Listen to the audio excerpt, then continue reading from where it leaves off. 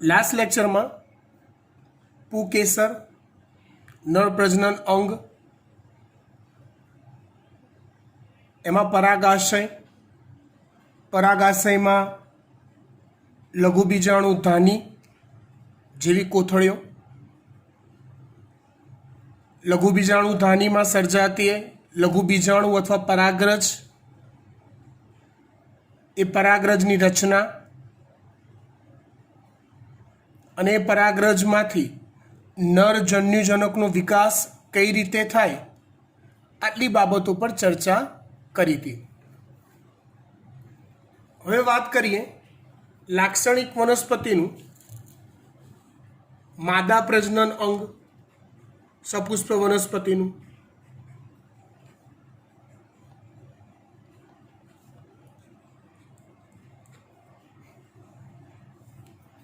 मादा प्रजनन अंग कयुं छे तो ये स्त्री केसर छे।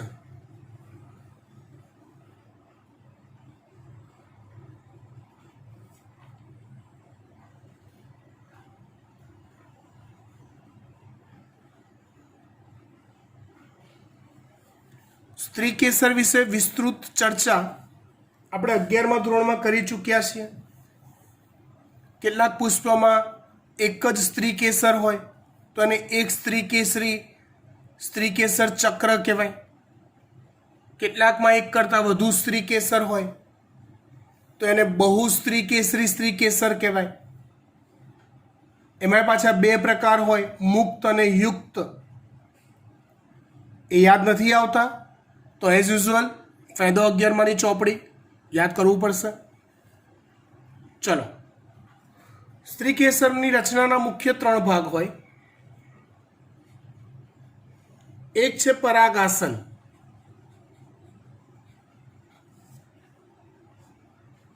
आ भाग छे परागवाहिनी, आ भाग छे बीजाशय अथवा अंडाशय। परागासन, परागवाहिनी, बीजाशय अथवा अंडाशय। जो रचना है स्त्री केसर चक्रनी, तो परागासन तो ये स्त्री केसर में मुक्त छेड़े आवेलू होय छे।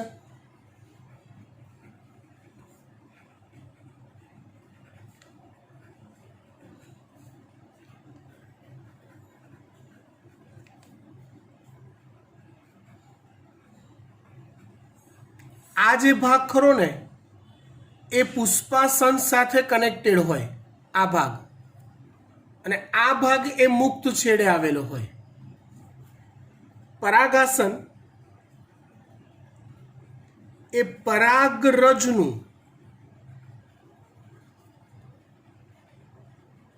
स्त्री केसर परनु स्थापक स्थान छे।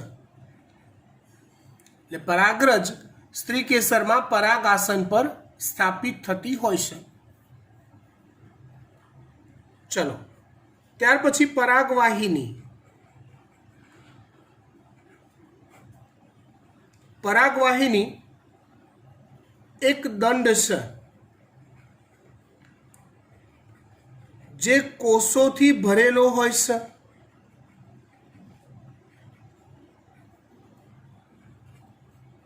પરાગાસન અને બીજાશયને જોડે છે।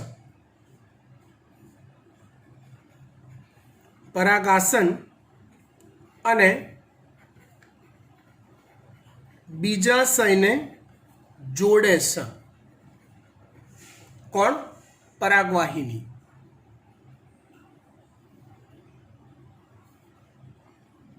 गया लेक्चरनी बात याद करो, परागरज मांथी ओली पराग नलिका उद्भवती होती, ओला अंत आवरण मांथी, याद होय तो ए पराग नलिका ए परागवाहिनी में मार्ग करी બીજાશય સુધી આગળ વધે છે, મતલબ કે પરાગરજ સ્થાપિત અહીંયા થશે, પછી અંદર રહેલા નરજન્યુઓ ને અહીંયા સુધી પહોંચાડવાનો માર્ગ પરાગવાહિનીમાંથી પ્રોવાઈડ કરવામાં આવે છે એવું કહેવાય. ત્યાર પછી વાત કરીએ આપણે બીજાશય અથવા અંડાશયની. તો એ સ્ત્રીકેસર ચક્રના તલભાગે આવેલો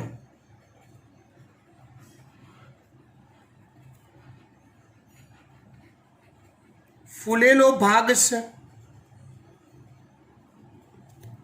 સ્ત્રીકેસરના તલભાગે આવેલો તે ફૂલેલો ભાગ છે. તેની અંદર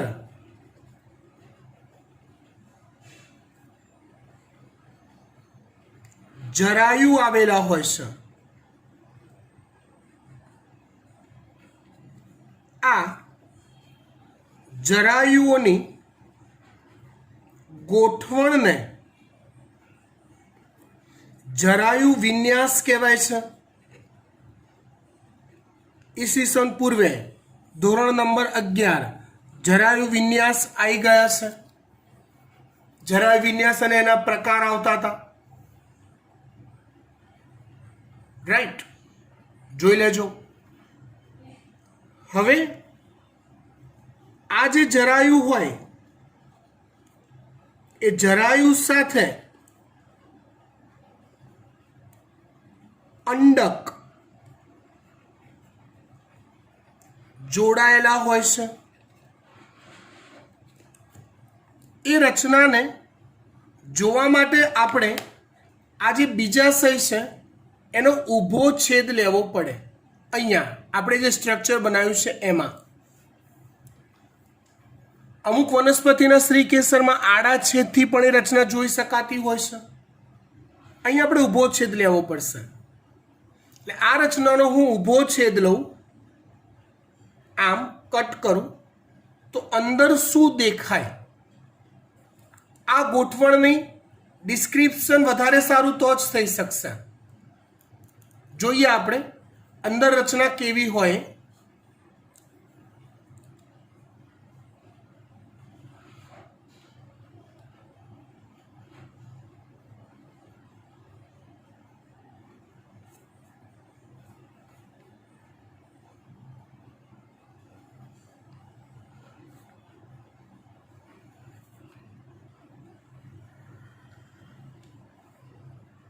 આ બીજાશયને ઝૂમ કર્યું છે આપણે.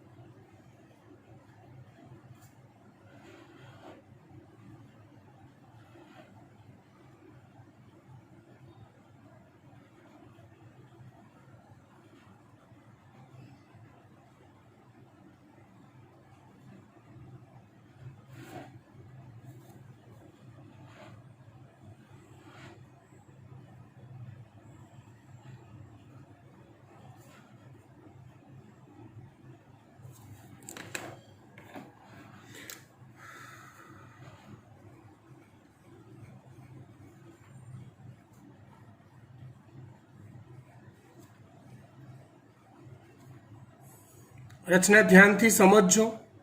આ મોસ્ટ આઈએમપી રચના છે. બહુ બધી થિયરીઝમાં આ ચેપ્ટરની આગળની બહુ બધી થિયરીઝમાં આ રચના સમજવાની આવશે, આની ડેપ્થ સમજવાની આવશે. એટલે ધ્યાન આપજો, પરફેક્ટ સમજજો. ના ખબર પડે તો પૂછજો.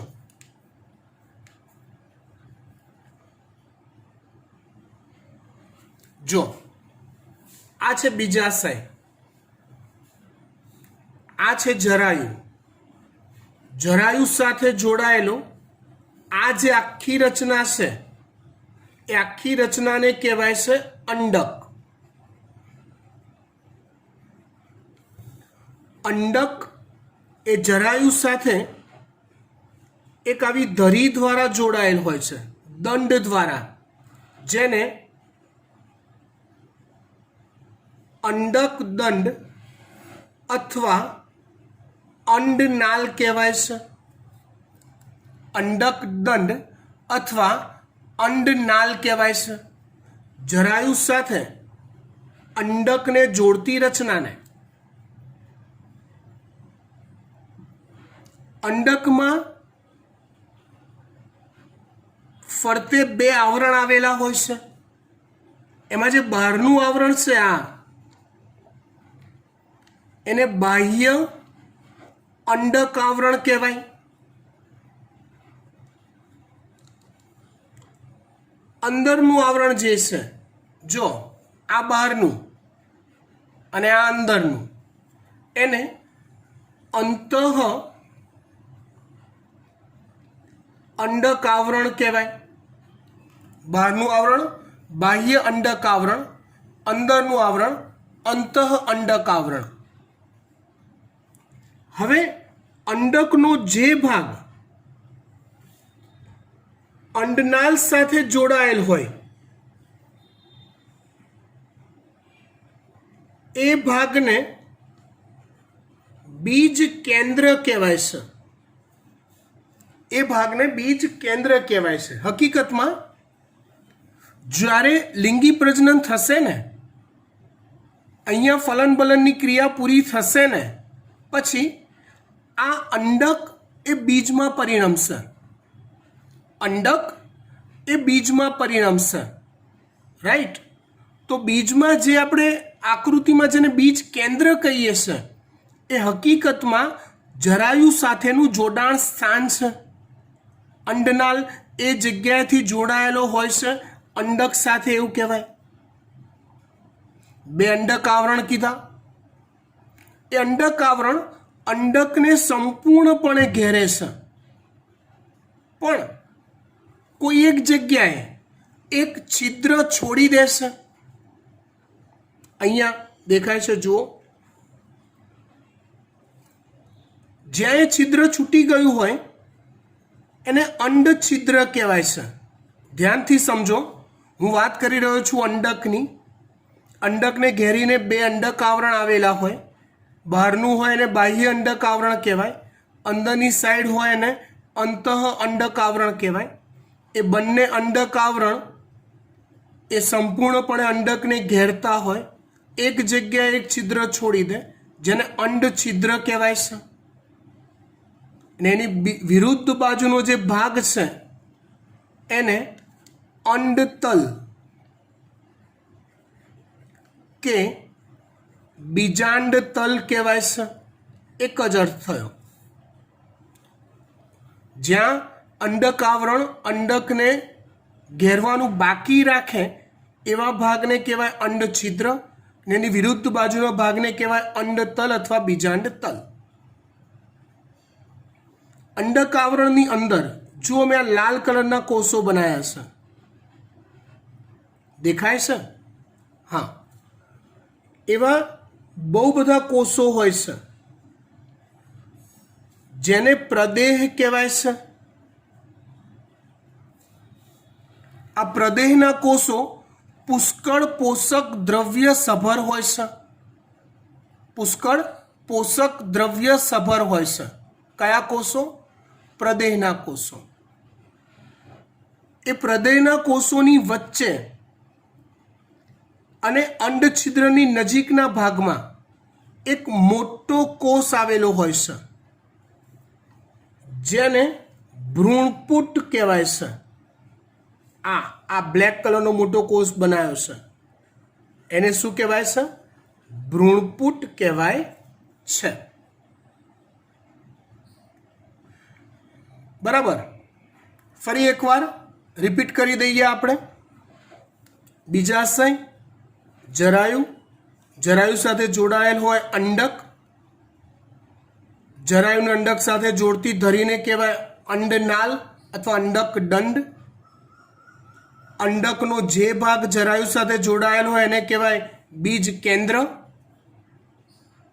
અંડકને ઘેરીને બે આવરણ આવેલા હોય, બાહ્ય અંડક આવરણ, અંત અંડક આવરણ. અંડક આવરણ સંપૂર્ણપણે અંડકને ઘેરે એક જગ્યાએ છિદ્ર છોડી દે, જેને કહેવાય અંડછિદ્ર.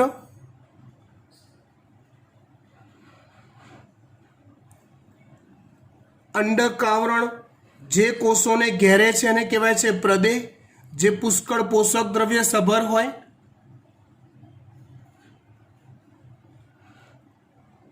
પ્રદેહમાં એક મોટો કોષ આવેલો હોય અંડછિદ્રની નજીકના ભાગમાં, જેને ભ્રૂણપુટ કહેવાય. આ વાત થઈ બીજાશયની, મતલબ સ્ત્રી કેસરની રચનાની. આટલી વાતને ખૂબ જ શોર્ટમાં ડિસ્ક્રિપ્શન કરી લઈએ, ફરીવાર રિવાઇઝ બી થઈ જશે. આઈએમપી રચના છે આવું.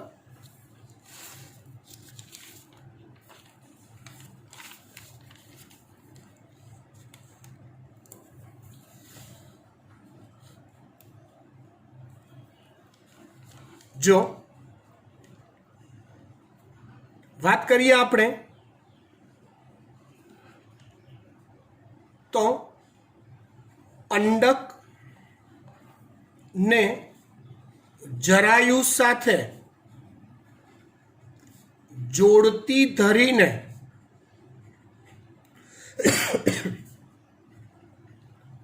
અંડનાલ કહે છે.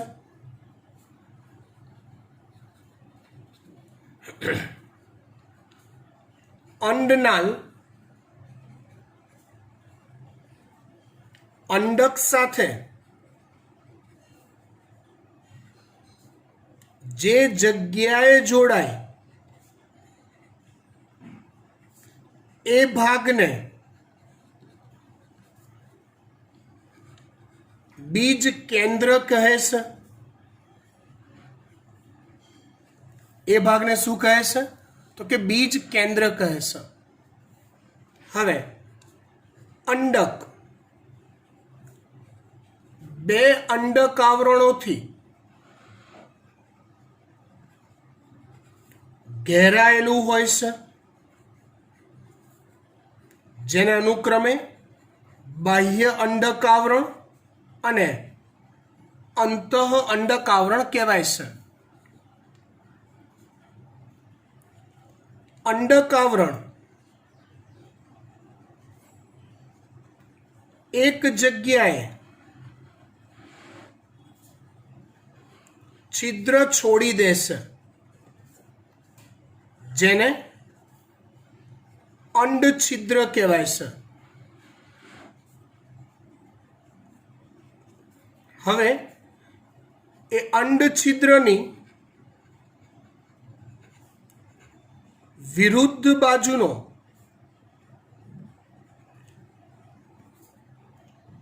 ભાગ અંડતલ કે બીજાંડ તલ કહેવાય છે. અંડછિદ્રની વિરુદ્ધ બાજુનો ભાગ અંડતલ કે બીજાંડ તલ કહેવાય છે. હવે તમે મનમાં ઇમેજિનેશન કરતા જાઓ.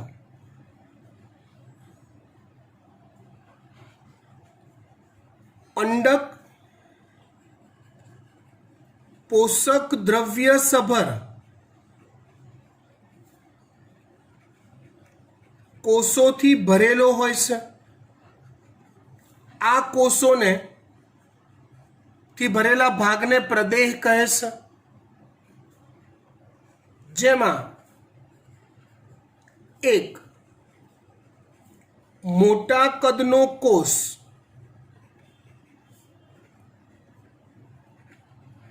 અંડછિદ્ર તરફ આવેલો હોય છે.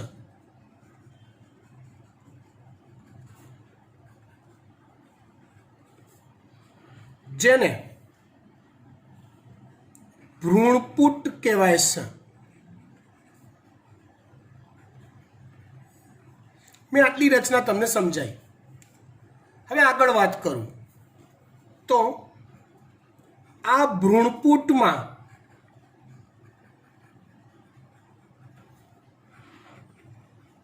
માદાજન્યુજનકનો વિકાસ થાય છે. શેમાં વિકાસ થાય છે? ભ્રૂણપૂટમાં. ફરી પાછી આગળની આકૃતિ જોઈ લઈએ તો આ જે મોટો કોષ બનાવ્યો ભ્રૂણપૂટ, એમાં માદાજન્યુજનકનો વિકાસ થાય છે. આ આકૃતિ પર ધ્યાન કેન્દ્રિત કરો તો આખી આકૃતિમાં ભ્રૂણપૂટ મેં આટલા ભાગને બતાવ્યો છે. હવે હું માદાજન્યુજનકના વિકાસમાં ખાલી આટલા જ ભાગ પર કોન્સન્ટ્રેટ થઈશ.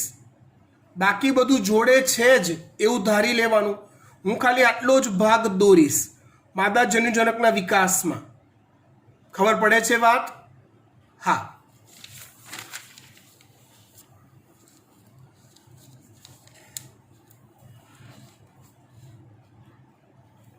વાત કરીએ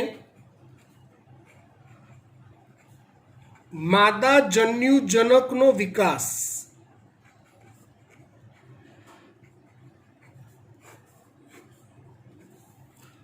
જો આટલી જ રચના છે એલું ભ્રૂણપૂટ છે.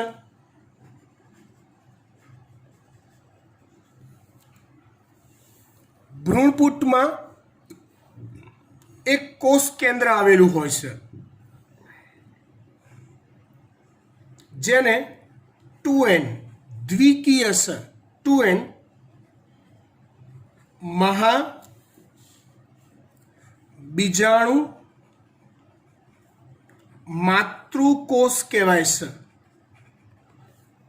એને 2n મહાબીજાણુ માતૃકોષ કહેવાય છે, જેમાંથી અર્ધીકરણ થઈ માદાજન્યુજનકનો વિકાસ થાય છે. શું થાય તો કે ભ્રૂણપૂટમાં આવેલો 2n મહાબીજાણુ માતૃકોષ ફર્સ્ટ સ્ટેપ જેમાં અર્ધીકરણ થયું. ચલો, એકવાર અર્ધીકરણ થાય તો અર્ધીકરણ થઈને કેટલા કોષ બને? તો કે 4. એક 2n કોષ હોય તો એમાંથી અર્ધીકરણ થઈને કેટલા અને કેવા કોષો બને? તો કે 4 એકકીય કોષો બને. યાદ છે ને? હા. તો અહીંયા એવું જ થાય છે. આ એકમાંથી આવા 4 n અથવા એકકીય કોષો બને છે. આવા 4 n અથવા એકકીય કોષો બને છે, જેમાંથી 3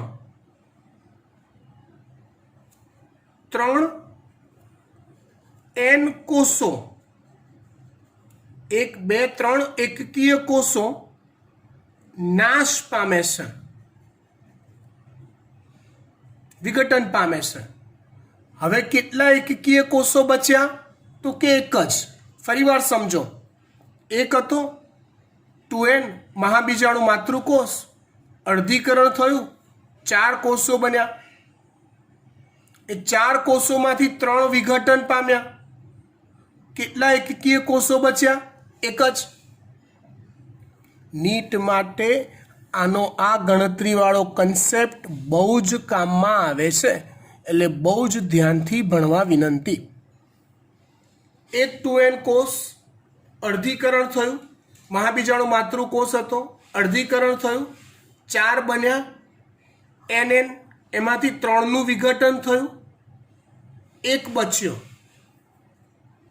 હવે એ એક કોષનું 3 વાર સમભાજન થાય, એકકીય n કોષ બચે છે.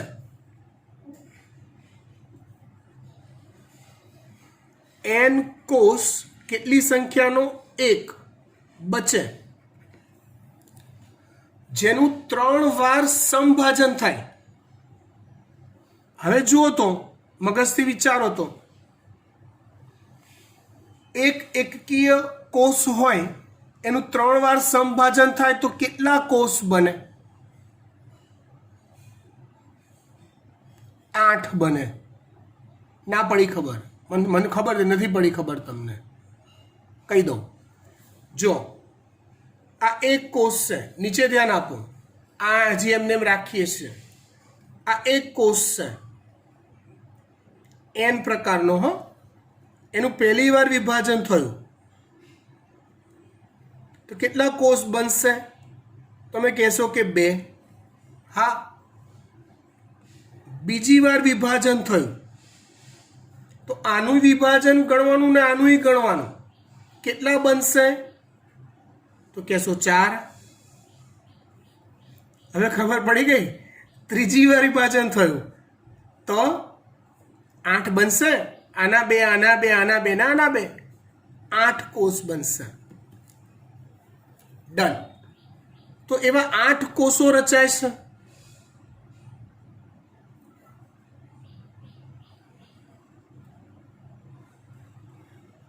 આઠે 8 એન પ્રકારના, જેમાં 3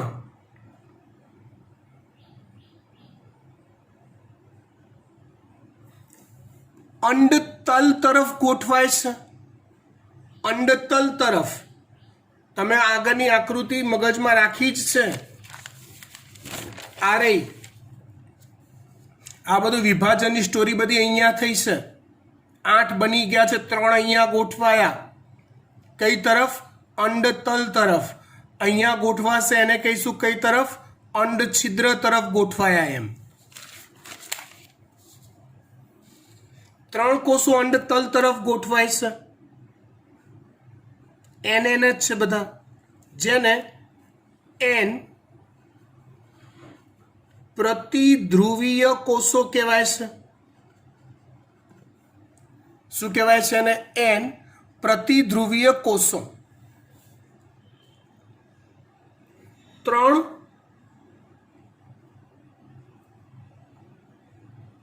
અંડછિદ્ર તરફ ગોઠવાય છે.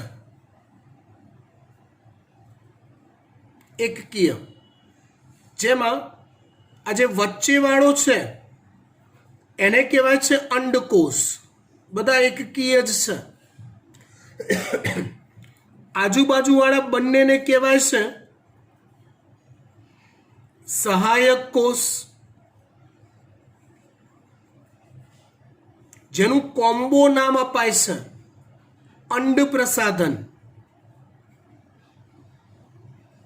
એટલે એવું પણ કહેવાય કે અંડ છિદ્ર તરફ અંડ પ્રસાધન ગોઠવાય છે, જેમાં વચ્ચે એક અંડકોષ હોય એકકીય, આજુબાજુમાં 2 સહાયક કોષ હોય એકકીય, NN. 6 થયા. વચ્ચેના ભાગમાં 2 કોષ કેન્દ્રો એકબીજામાં વિલીન થઈ જાય છે. આ તો મેં તોય ખબર પડે એટલે 2 અલગ દોર્યા. એ બંને એકબીજામાં ભળી જાય છે. 2 માંથી 1 થઈ જાય છે. શું થાય છે? 2 માંથી 1 થઈ જાય છે. તો ચલો 2 NN હોય અને બંને ભેગા થઈ જાય તો એ રચના કેવી બને? તો કે 2N બને, જેને 2N કોષ કેન્દ્ર કહેવાય છે. શું કહેવાય છે એને? 2N કોષ કેન્દ્ર. આવી રચનાને વિકસિત માદા જન્યુજનક કહેવાય છે. આના બહુ બધા પ્રકાર આવે છે, બહુ બધા પ્રકાર છે. અહીંયા આપણે જે જોયું ને એ એક જ મહાબીજાણુ માતૃકોષમાંથી માદા જન્યુજનકનો વિકાસ જોયો. આવા 2 મહાબીજાણુ માતૃકોષમાંથી પણ વિકાસ થાય, 4 મહાબીજાણુ માતૃકોષમાંથી પણ વિકાસ થાય. 11માં એનો ઉલ્લેખ આવી ગયેલો છે. ના મળે તો મને પૂછજો, મળી જશે. પણ આઈડિયલ છે, એક મહાબીજાણુ માતૃકોષમાંથી વિકસિત માદા જન્યુજનક બને. આ જ વાતનું ડિસ્ક્રિપ્શન લખી કાઢીએ એટલે તમને હોમવર્ક કરવામાં સરળતા રહે અને રિવિઝન બી થઈ જાય જોડે જોડે.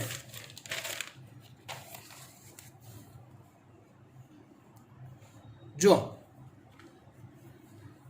શું થયું અહીંયા?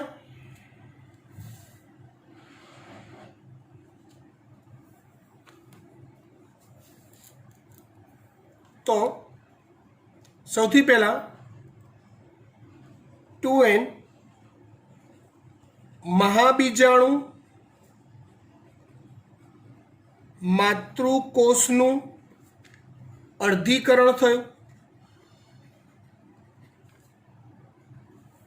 એ અર્ધીકરણ થતા 4 એકકીય અથવા n કોષો સર્જાયા. એમાંથી 3 એકકીય કોષોનું વિઘટન થઈ ગયું.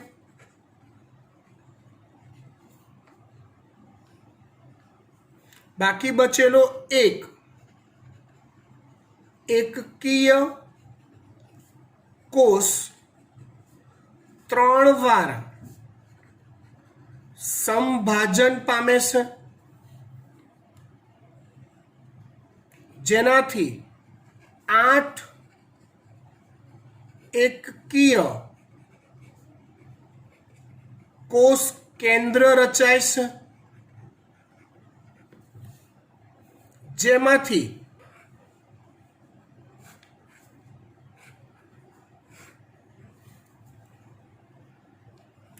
3 કોષ કેન્દ્ર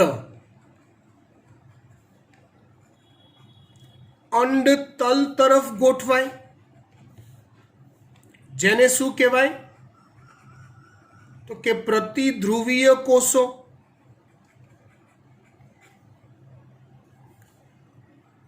3 કોષ કેન્દ્ર અંડ છિદ્ર તરફ ગોઠવાય, જેને કહેવાય છે અંડ પ્રસાધન, જેમાં વચ્ચેનો જે એક છે એને અંડકોષ કહેવાય અને આજુબાજુવાળા 2 સહાયક કોષ કહેવાય. ત્રીજું,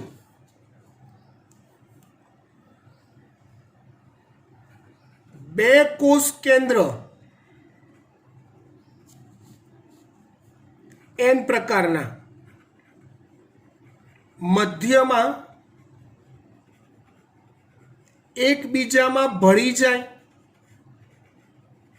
અને શું રચે છે કે 2n કોષ કેન્દ્ર રચે છે. આમ જોવા જાઓ તો અહીંયા ટોટલ 8 કોષ કેન્દ્ર થયા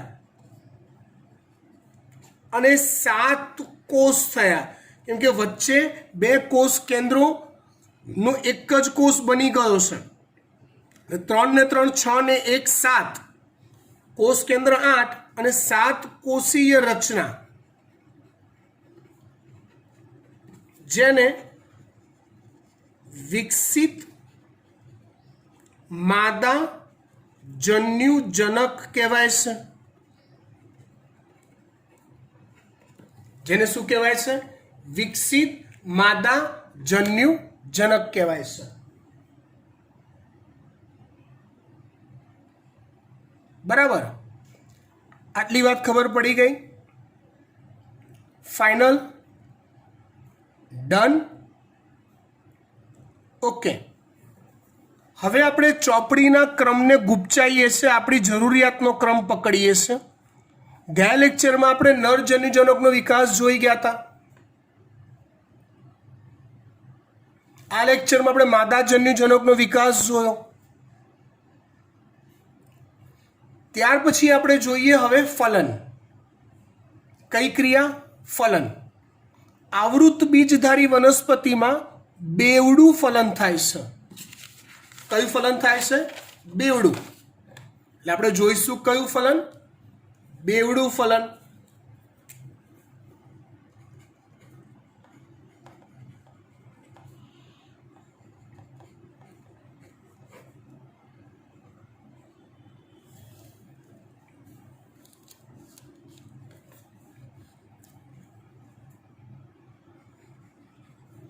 ધ્યાન આપજો બેટા.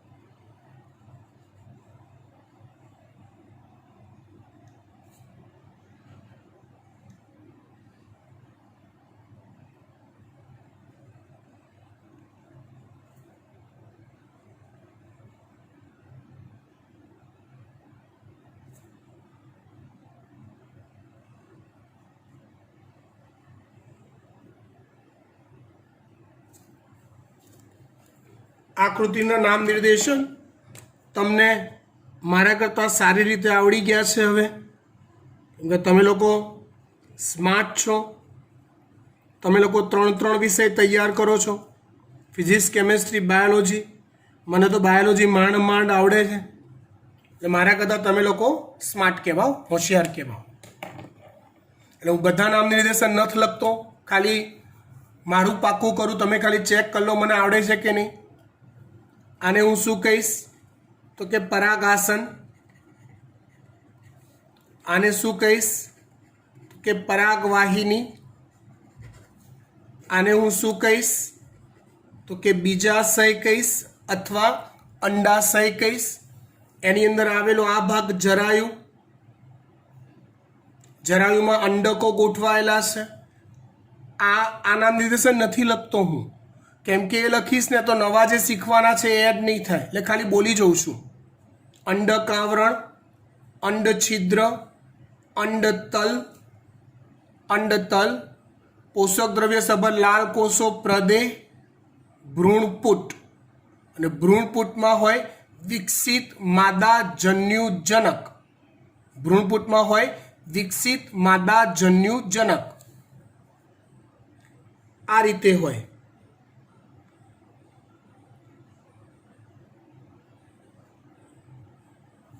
અંડ પ્રસાધન,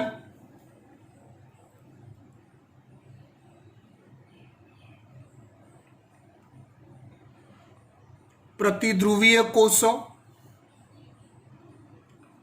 અને વચ્ચે છે 2n કોષ કેન્દ્ર. વચ્ચે છે 2n કોષ કેન્દ્ર. પરાગરજ એ પરાગાસન પર સ્થાપિત થાય છે. પરાગરજના અંતઃ આવરણમાંથી આ રીતે પરાગ નલિકા વિકસે છે, જેની અંદર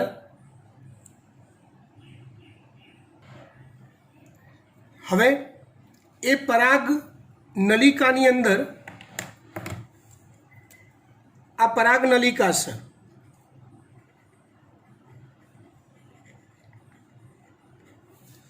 એની અંદર 2 પૂજન્યો આવેલા હોય છે,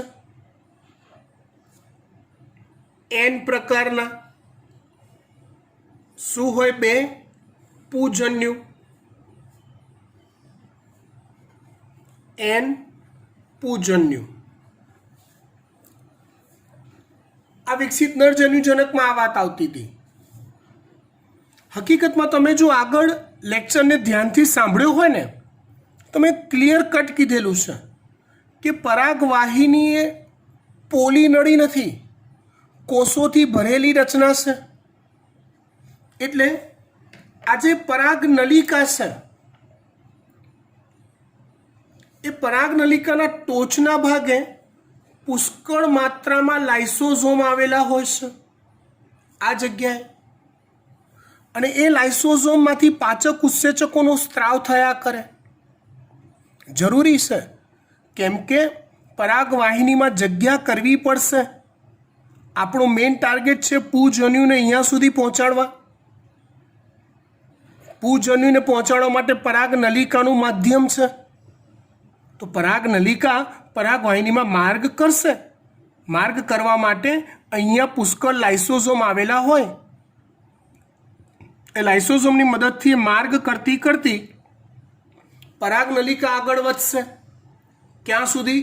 તો કે અંડ છિદ્ર સુધી પહોંચશે અને બંને પૂજનીઓ એ માર્ગે અંદર જોડે જોડે જોડે જોડે આગળ વધતા જશે અહીંયા સુધી. ખબર પડી વાત? ડન. હવે પછીની વાત હું બીજી મોટી આકૃતિ દોરીને સમજાવું એટલે વધારે ખબર પડશે આપણને.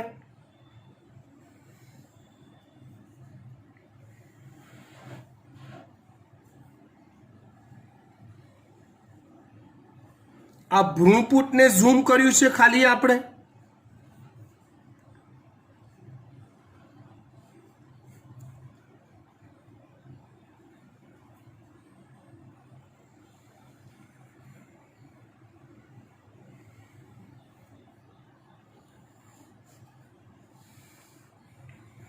આકૃતિ ખબર પડી ગઈ તમને?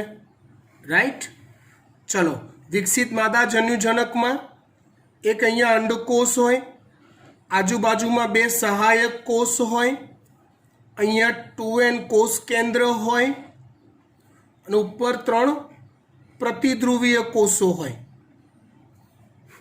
આ 3 છે n પ્રતિધ્રુવીય કોષો, વચ્ચે છે 2n કોષ કેન્દ્ર, નીચે છે એક અંડકોષ n અને આજુબાજુમાં છે 2n સહાયક કોષ n. જો પરાગનલિકા પરાગવાહિનીમાં માર્ગ કરી અહીંયા સુધી પહોંચી જાય છે આ રીતે.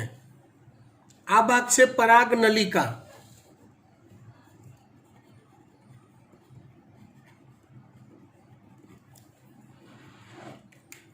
એમાં 2 પૂજન્યુ રહેલા છે.